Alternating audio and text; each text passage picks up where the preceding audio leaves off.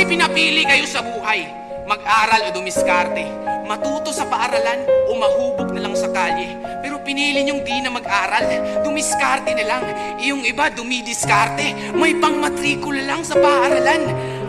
Kasi ang naabot ng sino man ay hindi tinadhana. Ito'y pinagsisikapan. Kaya babasagin ko sa iyo ang katotohanan at humihingi ako ng tawad. Ang tagumpay ng isang tao makikita sa kalyo ng kamay, hindi sa guhit ng palad.